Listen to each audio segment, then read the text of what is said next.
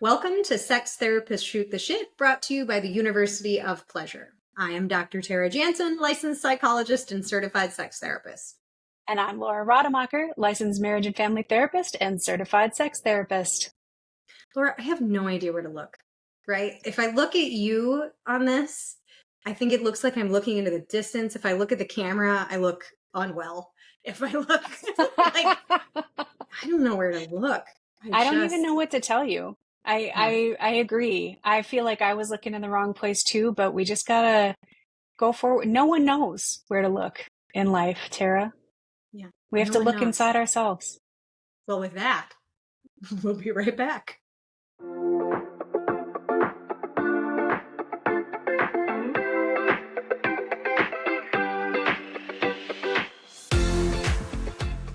And we're back. After, I guess, a very brief pause of looking inside of ourselves. And what did we find? You know what I found? Right before we were recording, actually, I'm going to be honest, we were recording and I messed it up. Laura asked me if I was sad that I wasn't going to, well, I'll let you ask the question again. That you're not going to get to the Minnesota State Fair. You're in New York City. And our state fair is coming up, and Minnesota makes a big deal out of our state fair. And then I said what is a very controversial statement, particularly in Minnesota. I don't know about other states. I said and admitted that I don't actually like the state fair. This is a huge scandal. Yeah. And I know that I'm going to get so much hate for this statement. That's right. You are.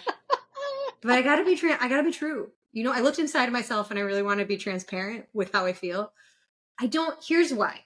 It's not that I'm trying to sugarcoat. No, I don't like the state fair. One, I grew up in rural Nebraska. I'm good on seeing cows and chickens and other things. That's not. You've seen enough. I literally grew up in a rural environment on farms. You know what I mean? It's just okay. Sure.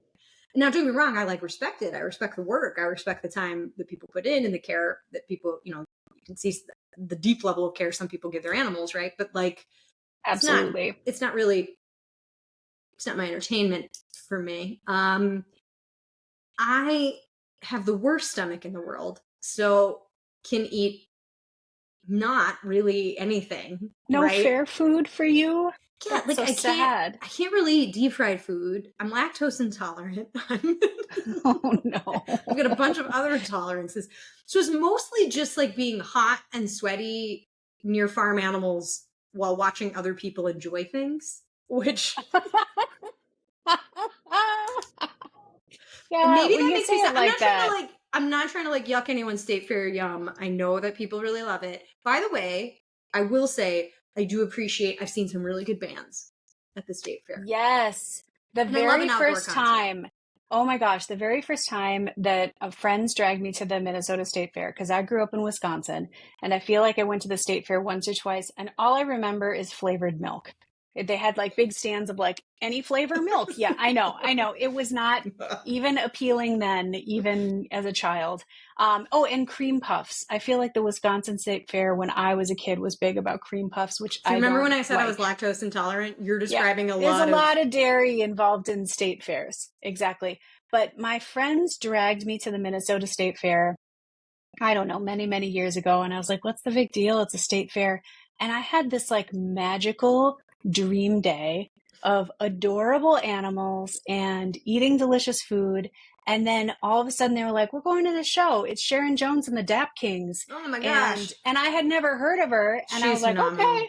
It was amazing. It was amazing.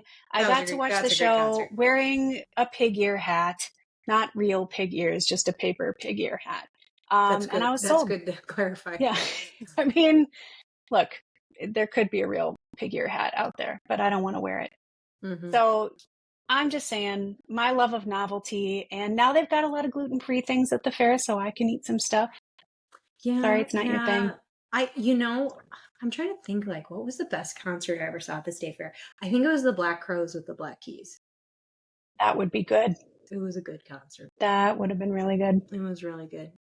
I don't remember who else I saw. I feel like I saw there was some, I can't remember, but I've seen some good shows and, I'm pleased with it, but I think that I avoided the state fair the last, like, to be fair, COVID kind of helped with that, but I think I avoided the state fair for like the last 5 years I lived there. Well, it's not your thing. It's not your thing. It's not, but I am happy for everyone else that will go and enjoy the revelry. When does it start?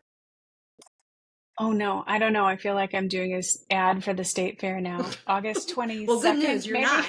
You're not, and they probably wouldn't do one with us based on everything that I just said. Probably not where they would sign on. Nope. No, but maybe if you're out there, you're going to your own state fairs, you're doing your own end of summer, early fall stuff. I hope it's fun. Yeah. I hope it's fun. I'm more of a like sit on a nice bench and read a book kind of outdoor or hike. I'm just large. That's nice too. It's nice too. Yeah. Like I just don't love a giant group of people on a hot I do sometimes. day. I like the over the top. I like their ridiculous pageantry. I like riding dumb carnival rides. Yeah. That's pretty good. Now, I will say, if I go to the state fair and a state fair, I do bring a positive attitude with me because I think that's important. I do. That's good. Right? Because I don't want to ruin, I want to be very clear. It may not be my cup of tea, but I don't want to ruin other people's good time. So I try really hard. Like, I believe, by the way, I believe in this, which is like, if you say yes to something, say yes and show up with a good attitude. You know what I mean? Like that. Yeah, don't come and bring the party down. Yeah, I'm not saying that I always achieve that with like 100% success, but like I think about that like when you like I'm sure you've done this maybe in couples therapy when you're like trying to get people to say yes to other people's interests or things like that. Like I'm like, I think it's okay if you're not super into something, but if you agree to do something, try to show up and be like, and I'm going to engage with it, even if I think it's kind of dumb or kind of stupid. Absolutely. Well, I think that's the way that sometimes you end up having fun that you did not think you were going to have. Yeah. Like I'm really killing it today. People are just going to hate me. I also don't really love board games.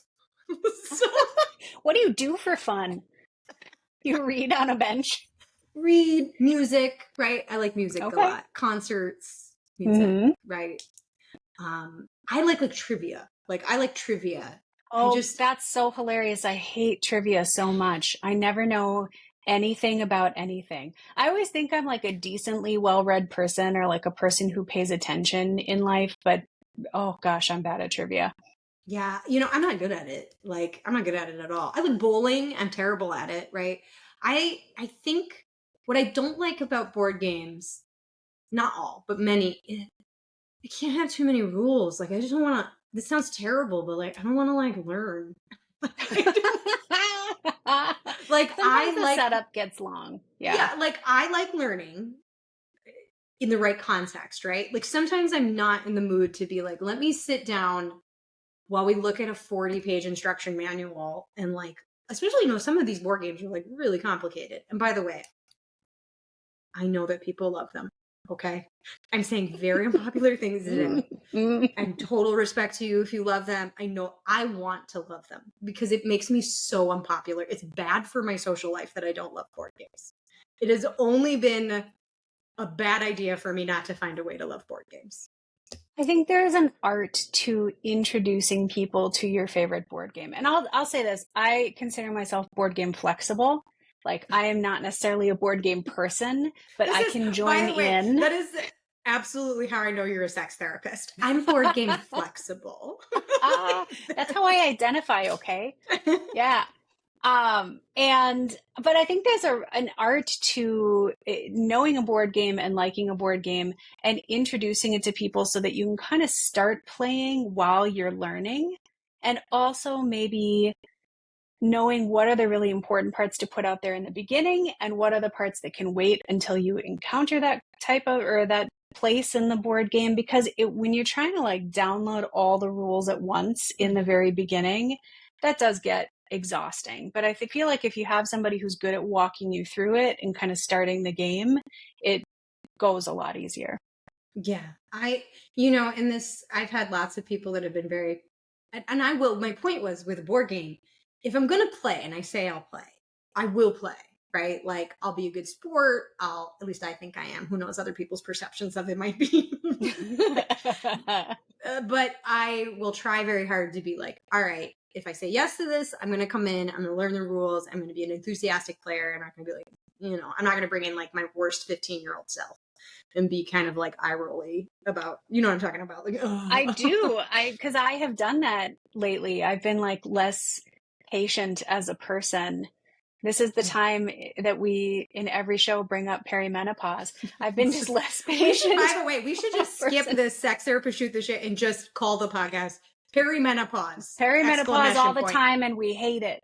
Yeah. But no, I've had a lot less patience, and also I've had less focus. And so I've noticed learning the rules in the beginning is harder. And I also will kind of just tune out sometimes where I normally would put in some effort. So I don't know. Board games can be hit or miss. You know, pick the ones that work for you. Pick the ones you already know the rules to, and you can just launch in and have fun, or skip them. Yeah. I'm realizing like kind of what you're saying is making me think about like, I've been having this sort of like midlife awareness of like, girl, you got to try. You need to try. Do you know what I mean? Like, I feel like when you're younger, like trying in certain ways, like there's some like, how can I say this? Like intrinsic drive around certain things, or you know what I mean? Like there's maybe certain goals you're trying to achieve, but then sometimes in midlife at a certain point, maybe not in all elements of one's life, but there's certain areas of life where like, we all get a little comfortable in something. And then you like kind of have this realization of like, oh shit, like I kind of stopped trying at some stuff. I better try, or that's not going to go well for me.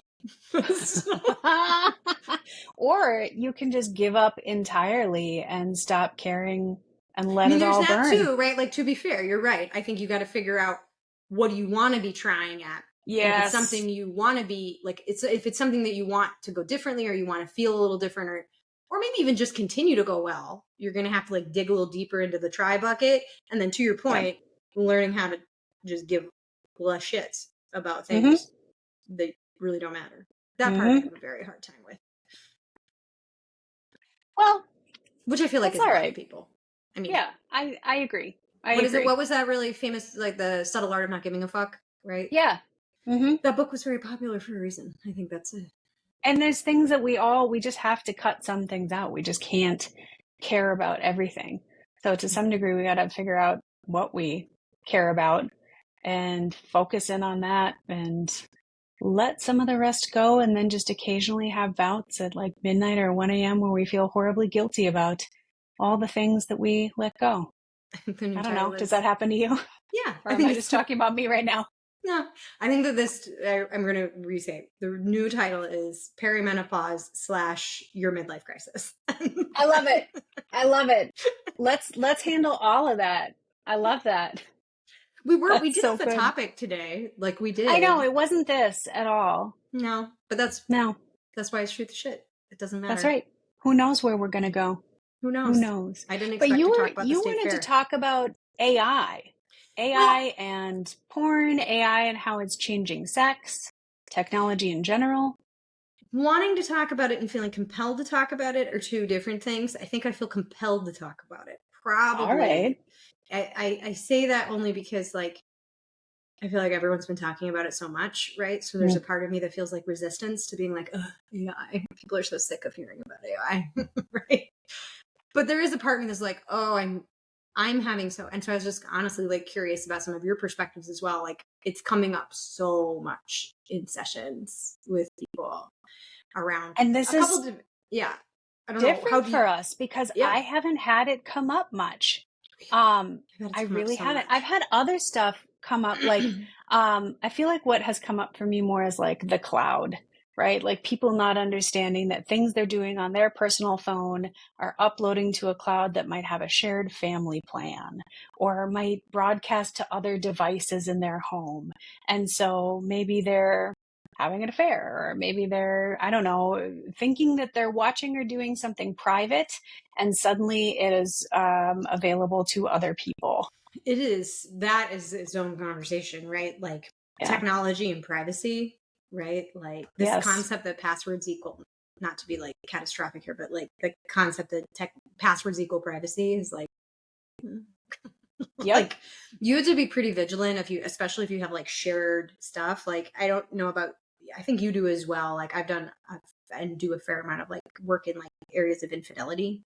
Mm-hmm. And how much of the infidelity people finding out that you see, what percentage would you say is related to a technology snafu? 25.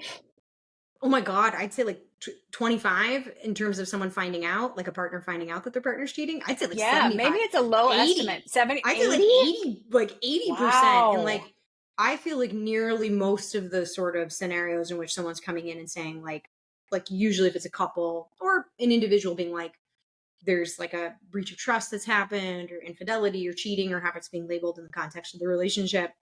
The most common way these days that I've seen it being figured out is by I saw a text on somebody's phone or they left their Facebook open or I discovered I saw they followed this person on Instagram and I thought that was weird and then I looked at that Oh, you're person's right. Instagram.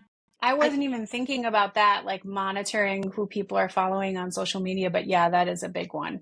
yeah, like Absolutely. I feel like Yep. I don't really, especially in the last like 10 years, get many, I mean, I'm sure it still happens, get many people coming in being like, oh, I saw my partner in the parking lot at Oh the, no, that never work, happens. No. right? No, It's no. almost, I feel like it's almost exclusively technology these days. I'll have to really reevaluate my thoughts on that because now that you're saying this, yeah, other than like people actually like telling a partner, or maybe even like, I guess I wasn't thinking about like finding people's phones or something like that. There are a lot of ways that people get found out because of technology. Oh, a new one that I have heard a few times now is actually blackmail, unfortunately. Like someone Yeah, kind of I've had a few of catfishing those too. somebody.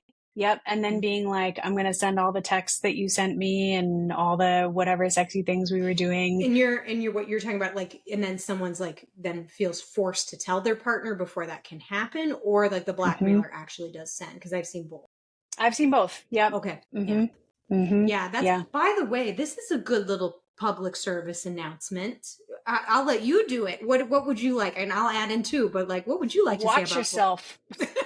Watch yourself. And I think that when you're behind a screen, you feel like you have a ton of privacy.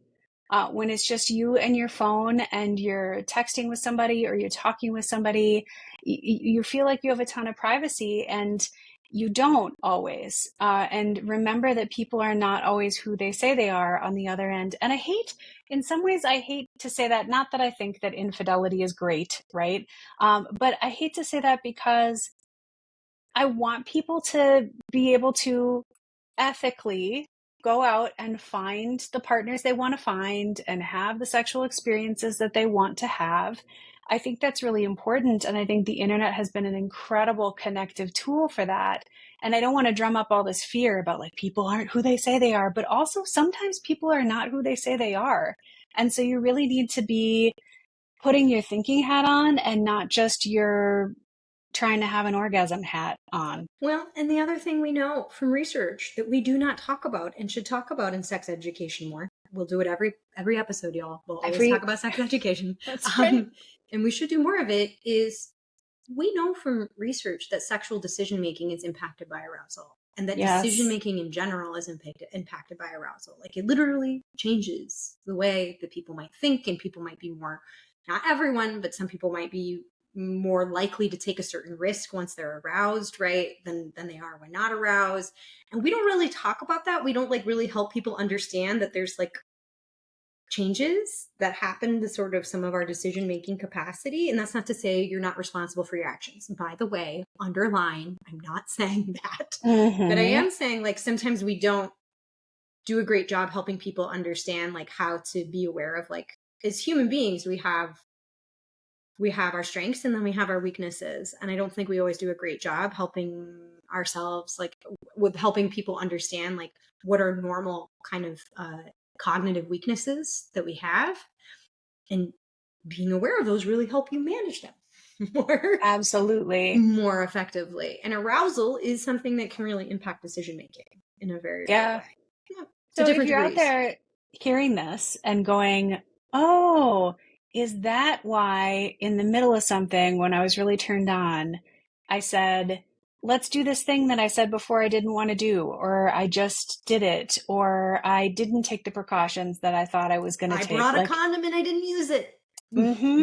Or I didn't bring a condom because I thought we weren't going to need it, and then we did it anyway because I was in the moment. Yeah. And like Tara says, you are still responsible for your actions. And also it helps people plan ahead, and it helps people maybe like have some self-compassion sometimes when they're like, why did I do that? Why did I make that decision in the heat of the moment? And it's like, well, arousal was affecting your brain. So how do you work around that next time? Yeah. How do you factor that in? And of course, like anything else, it's easier said than done. But like, I think about that sort of in the context of like, yeah, what you were saying, like if you're in sort of sexual experience and you're like, this is private, this is just me and this, you know, like to a certain degree, arousal can kind of create kind of you know, it kind of makes those blinders close on in to that sort of like sensation seeking, pleasure seeking, right? And I'm not even saying that in like a pathological way. I'm just saying like that's part of what can happen is that fixation. And to your point, Laura, then it's easy to forget that maybe whatever's happening, let's say it's like some kind of fantasy play, that maybe the person on the other end of that, I mean, in an ideal world, they have your best interest at heart, but they might not. Because not everyone playing around in technology and online is the best interest of people at heart, which is a bummer. It is. But also true. Yeah. Sex, you're also talking about like sextortion as well, right? Where people, I mean, I've seen people get, like, I will say, if you are not seeking some kind of fiscal exchange for your sexual behavior online, and suddenly a fiscal element is introduced, even in a form of gift giving, or there's checking in. You do know what I mean by this, Laura? Like people are checking in on what maybe appears to be your willingness to make fiscal contributions, whether that's via gifts or money directly. That's a good cue to ask more critical questions. I'm not saying always that's a sign that something's bad or wrong, but it's a good, I think that's a good time to like, be like, that's something maybe I should investigate with this person before giving them more private information. I don't know if that seems fair to you, That's a nice yellow flag. That's a nice, like, let me slow down and think this one through. Let me look some things up. Let me put my critical thinking hat on for this. I think that's a really good like sign of like, check in with yourself and see how this is going. Because again, when you are in your little bubble of you and a screen and a person that you're turned on with, it can be really easy to say yes to things. And later on, when you're back in your daily life, go, oh, did I really want to do that? Or like, did that feel comfortable to me? I mean, yeah. Slow down, check in sometimes.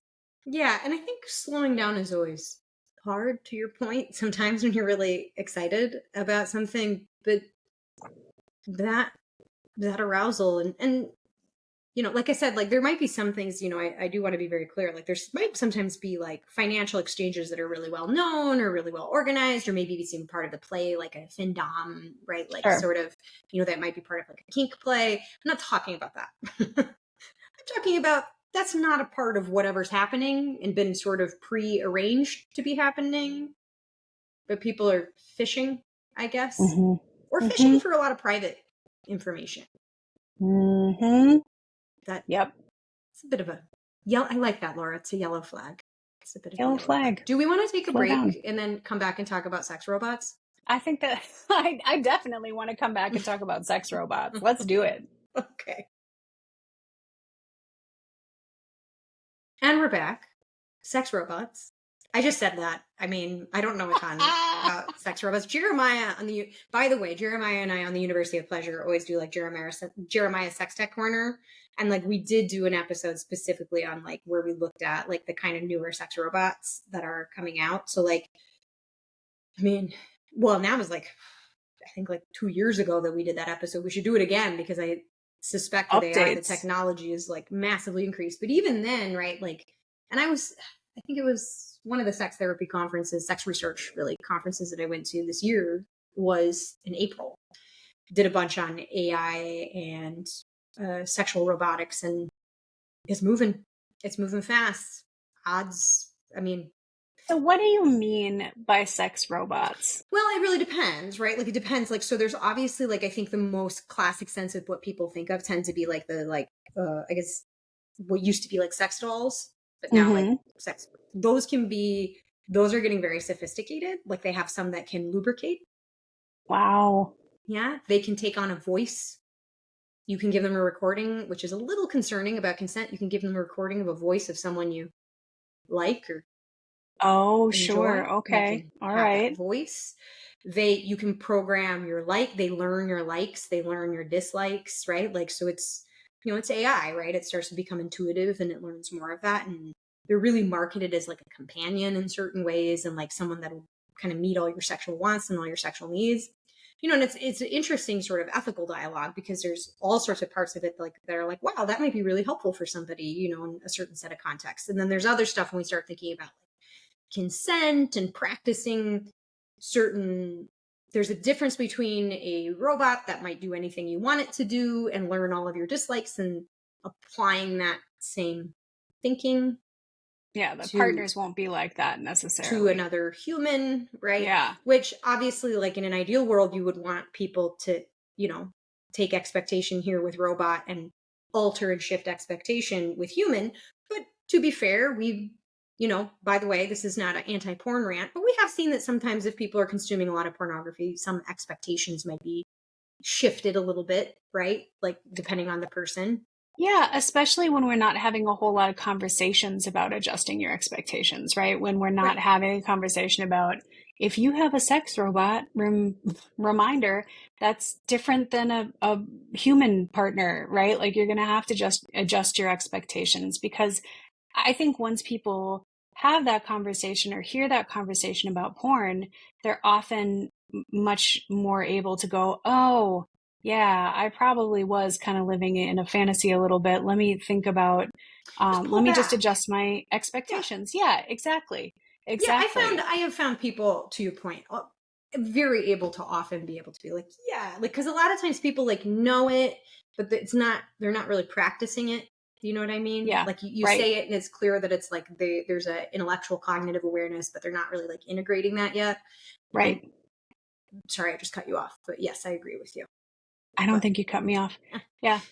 No, I think that is one of the crucial things about this, right? As sex robots and AI sexual enhancement, becomes more and more of a thing, we're going to have more sex education out there about it. We're going to have forums where we talk more about how consent factors into these things. Because again, I can see where, somebody has a sex robot and is like, ooh, I can like download a voice into this. That's sexy for me. You still sometimes feel like you're inside your head doing a thing that's private with a robot, right? I feel like I sound a little bit wacky right now, but I'm imagining this scenario. You feel like you're inside your head doing a thing that's private with a sex robot. You don't think about what that would be like for whoever it is whose voice maybe you've used without consent. You just maybe don't think about that extra step of, this actually isn't just in my head. This is out in the world now, and it may be private, or maybe somebody is going to find out about it. And like, how do we navigate consent in that? Because I think it does get tricky, and I don't think we're used to thinking about those scenarios. Yeah. Well, and I think this is part of like culturally, right? I think it's going better than it used to. We're practicing more like kind of open dialogue about like sex and sexuality, and there's ways in which that's going very well, and there's ways in which it's not going as well. But like, there's movement, right? There's certainly movement in that. I think there's been big movement. Yeah, there's been big movement. That's very fair. And we need lots more, but it's great that we've had big movement. Yeah, we've had big movement. But, I think we start very quickly with sex and AI, and like, by no means am I a specialist on AI in any like capacity, but things start to get really murky when we talk about AI and taking other people's likenesses, right? Mm. So like, Oh, geez. I know that Jeremiah and I, for one thing, reviewed this on the University of Pleasure podcast, reviewed this augmented reality platform in which you could, the way that they promoted it was that you could take a picture or an audio clip of an ex and give them their likeness and their voice, and then they'd never leave you, right? Or a loved one that died, right? That, you know what I mean? Which, again, like, I get it on one hand, like around, but then I also think as a psychologist around like the grief process and what does that do? And like, it's just very complicated, very fast. But, you know, you have people around like already that are having their like, so like deep fake porn, right? Where you have somebody taking someone else's likeness and then putting it. I mean, there's already been stories of people, you know, losing like, usually often women, you losing jobs because something was not them, but it was created of them. And I'm not saying that this couldn't impact across gender. Of course it can, but like you're already seeing stories sort of in the news of like deepfake pornography. And so I think as a culture, we've just started having more meaningful conversations about consent. And now, which is good, I guess, that we've practiced a little.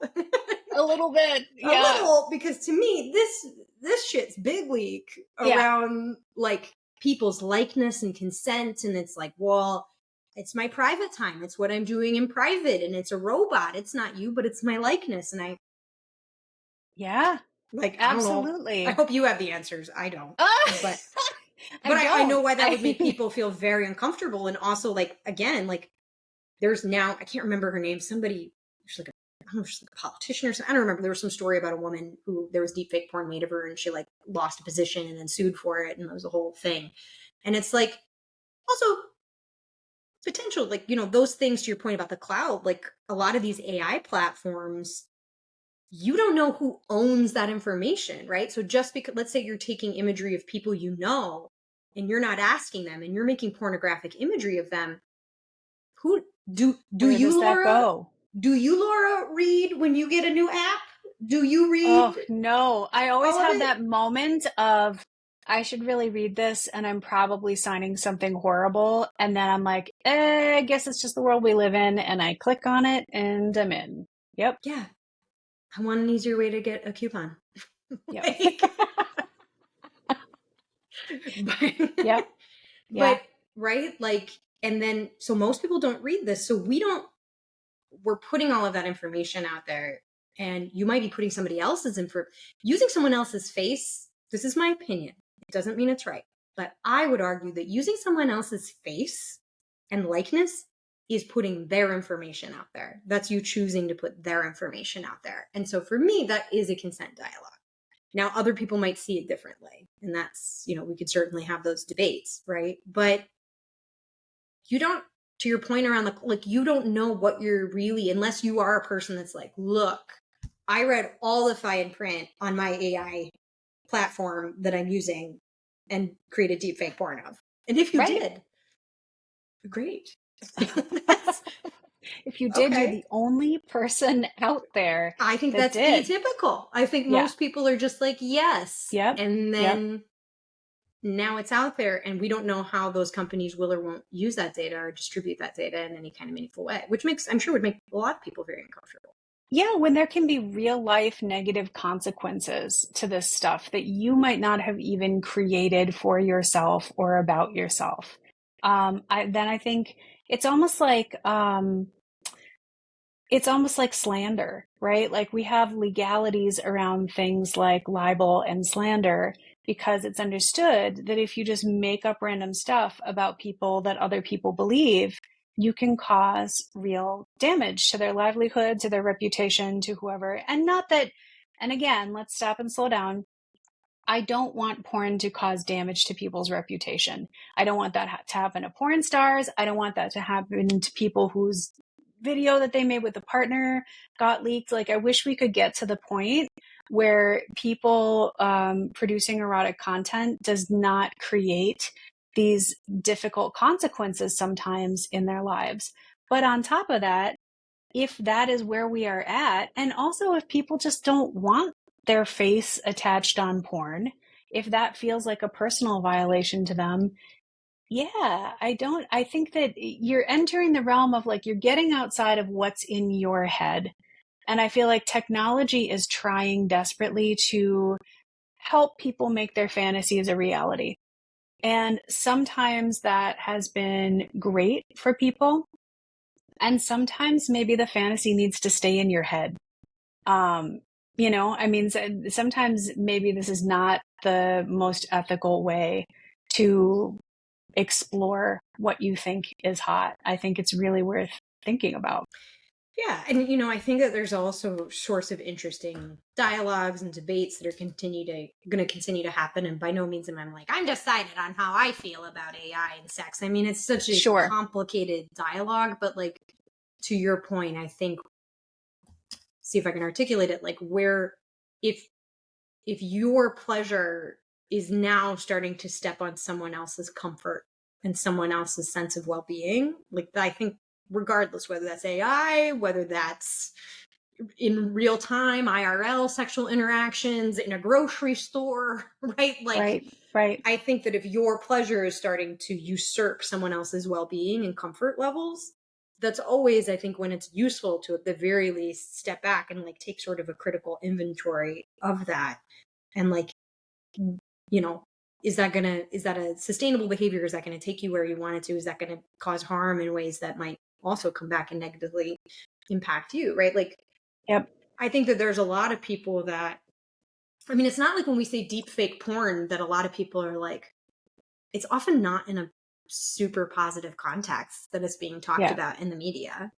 Right. Yeah. It's not like I was featured in deepfake and I felt great about it. No. I mean, You almost maybe never see that. Oftentimes you see it as revenge or as someone like trying to hurt another person, which is another reason why, well, this is complex. Let me try to get this thought out. It's another reason why I wish that sexual content didn't cause harm for people, because I feel like we'd take away people's ability to leverage that against people. But even if society as a whole was like, hey, we're going to be cool about this from now on, it still might like deeply personally hurt someone, might feel really bad to have somebody make deepfake porn of you. You might just be like, that's just not me, and I don't want that out there, even if it doesn't cause huge consequences in life. And I do think the way that we're tending to see it unfold now is about power in a gross way. People trying to have power over people by making this stuff. I think about this like kind of more global to what you're saying, like more globally in terms of like technology in general and like psychology. Like, are we mature enough to handle the technology we create? Never. We are never in the beginning mature enough to handle it. No.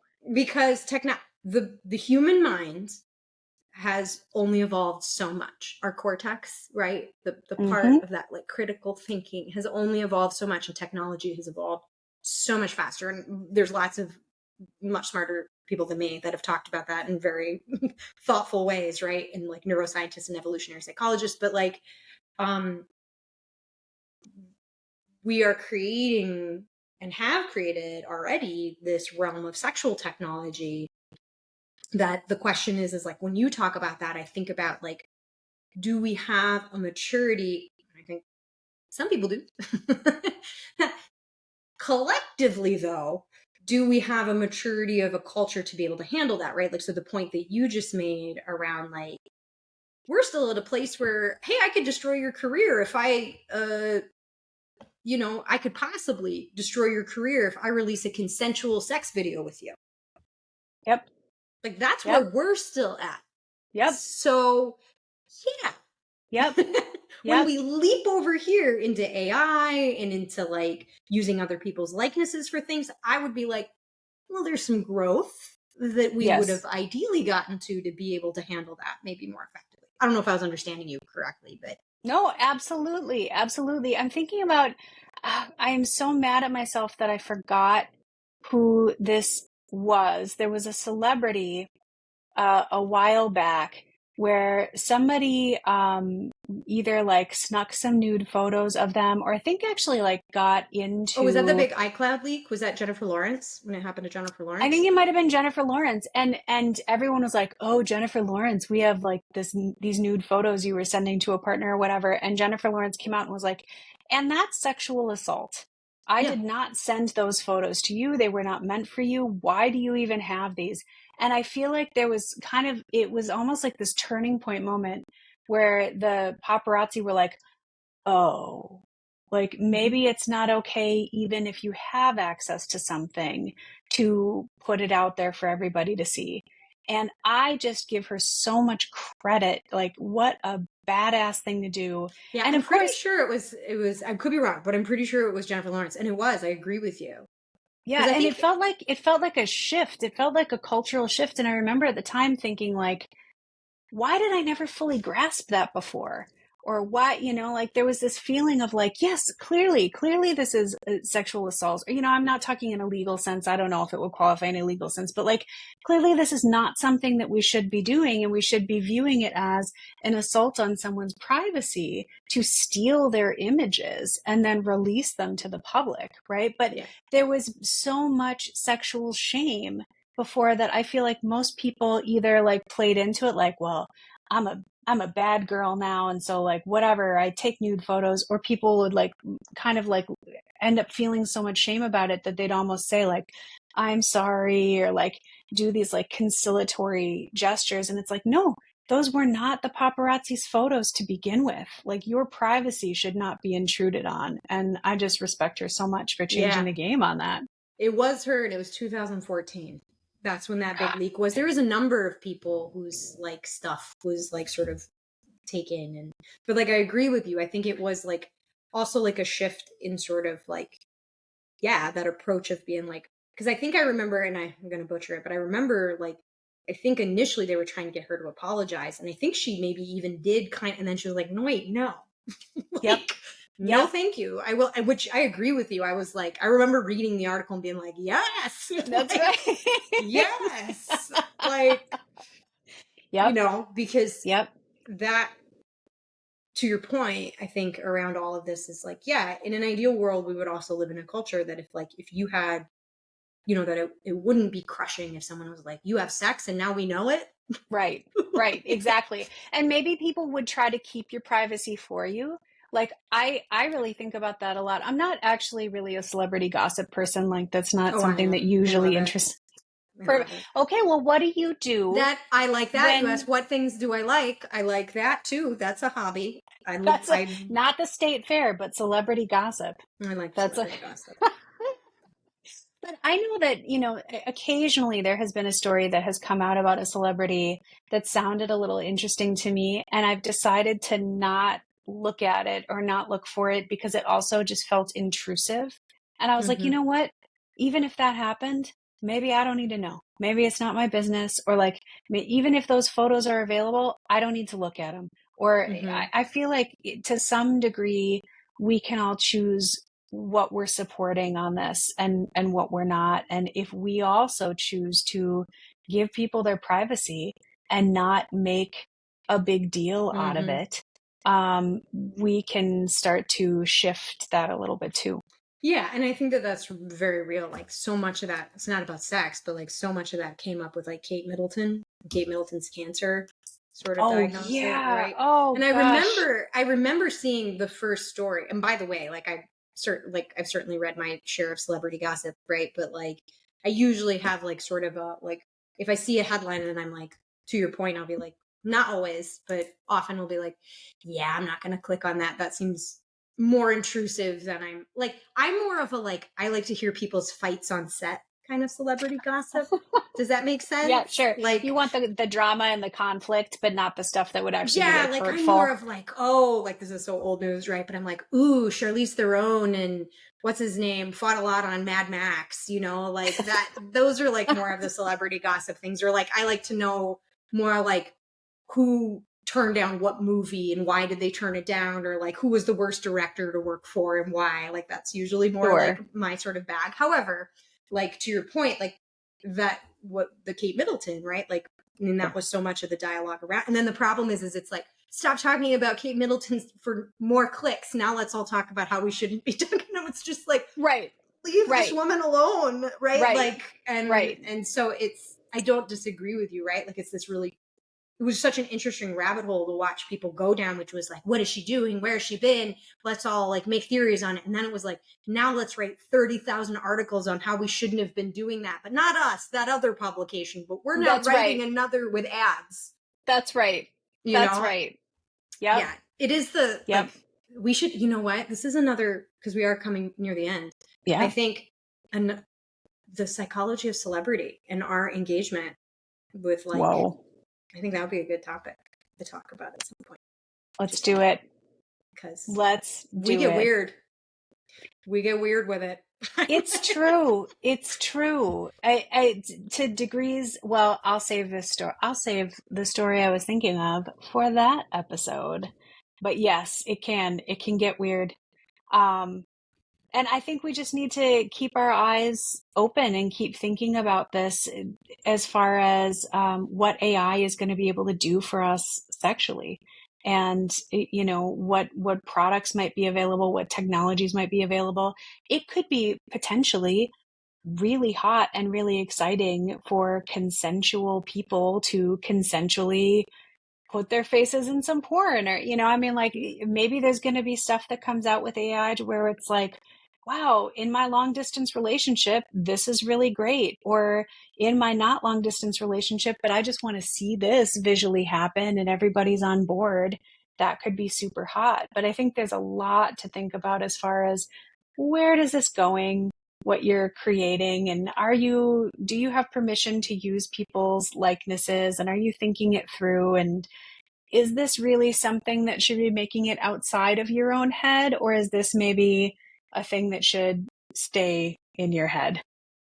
Yeah. And to add on that, like, you know, kind of the general rule of like, don't assume, check it out, right?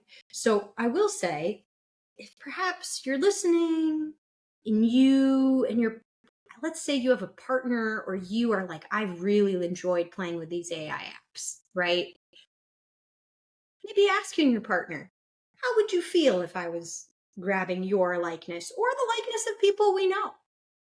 Yep. And putting it into things? Or like, how do you feel about my use of AI? Or like, here's how I've been feeling. You know what I mean? Like, actually, because like, I think that there's a lot of like, it happens with pornography, and that's its own kind of, I mean, pornography's been around forever, but there's certainly been technological advances in pornography and access to pornography where people make a lot of assumptions and then they end up in like, I didn't know you'd care. I think whenever we're adding in now a new dose of sort of technology, it might be useful to update with your partner about like kind of what would be creepy to you, right? Like, do you care if you came upon, like, basically, like, I always think about like, if you're doing something on your computer and you're hiding it a lot and you're doing a lot of work on incognito and all of this stuff, it's good to ask yourself why, right?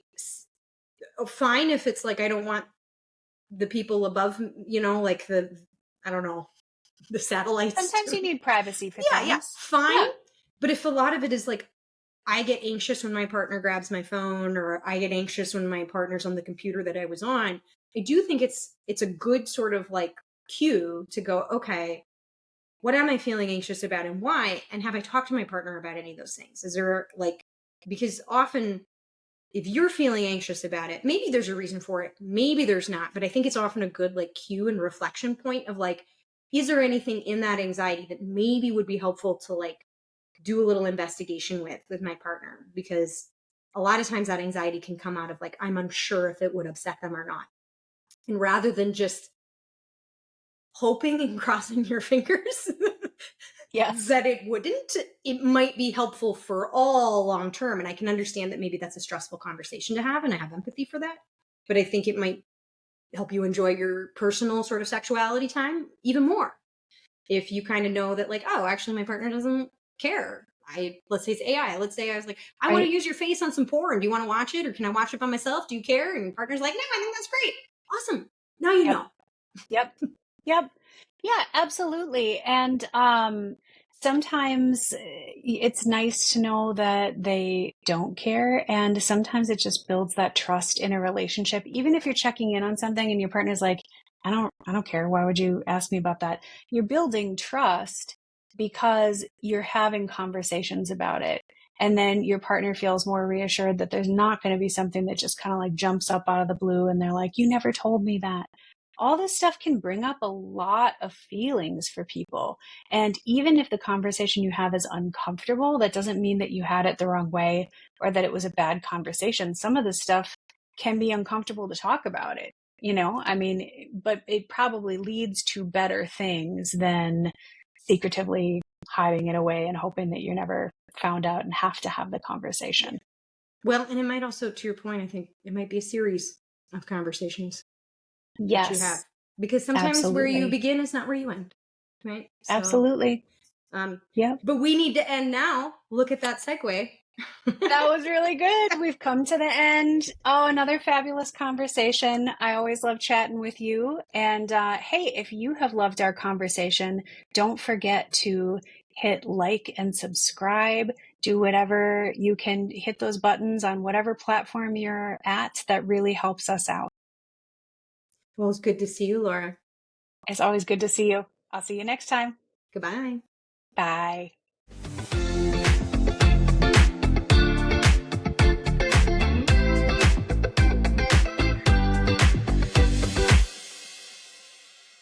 All right, let me get all my fidgets out. God, I feel like I'm so aware of every sensation. Like I can't ignore my face when we do this. I wish I could. There have been so many times where I wish I could have ignored my face, Laura. You have no idea.